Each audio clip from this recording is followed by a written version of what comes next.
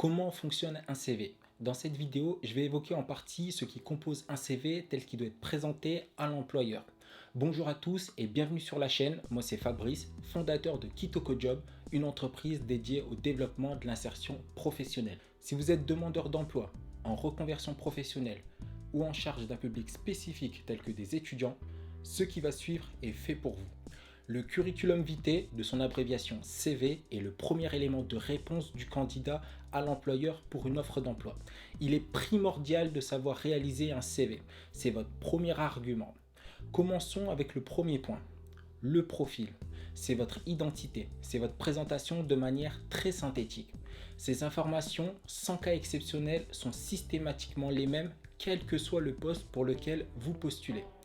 On y trouve votre photo, votre nom et prénom, votre adresse de résidence, votre numéro de téléphone et d'autres informations du même genre. L'objectif est de savoir tout simplement qui vous êtes. Une première étape qui paraît simple à exécuter mais qui cache en réalité énormément de subtilités comme dans les étapes suivantes. Les formations et diplômes. Ils résument votre parcours scolaire et donnent une idée de votre niveau de compétences et de qualification. On y voit les diplômes issus des bancs de l'école, tels que le baccalauréat, les licences, les masters, voire même les doctorats. Mais également vos formations professionnelles réalisées auprès d'organismes de formation comme la formation SST, abréviation de sauveteur secouriste du travail, ou les formations réalisées directement en entreprise, communément appelées formation en interne.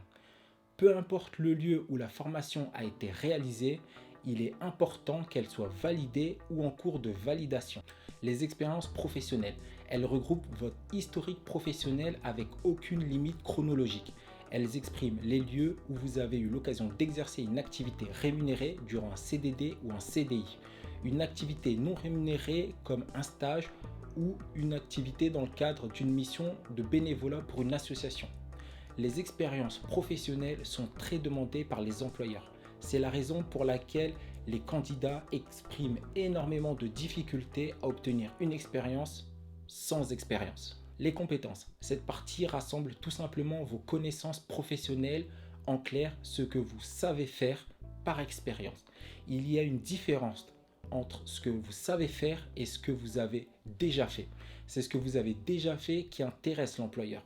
Vos compétences peuvent être des compétences informatiques en lien avec divers logiciels, des compétences de management pour la réalisation de certains projets. Ces informations sont les éléments principalement attendus par l'employeur qui détermineront si vous serez embauché ou non.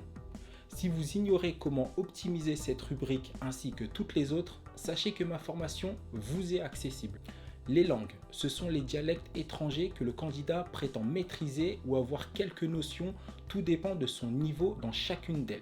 On y repère la langue natale, les langues étudiées au cours du parcours scolaire, pour citer que quelques-unes, l'anglais, l'espagnol, l'allemand et les langues apprises durant des expériences personnelles grâce à son entourage ou à des voyages. Les centres d'intérêt, ces derniers donnent à l'employeur une idée de ce que vous aimez faire durant votre temps libre. Vos passions doivent être mises en avant. Cela peut être une activité sportive, une activité ludique ou éducative.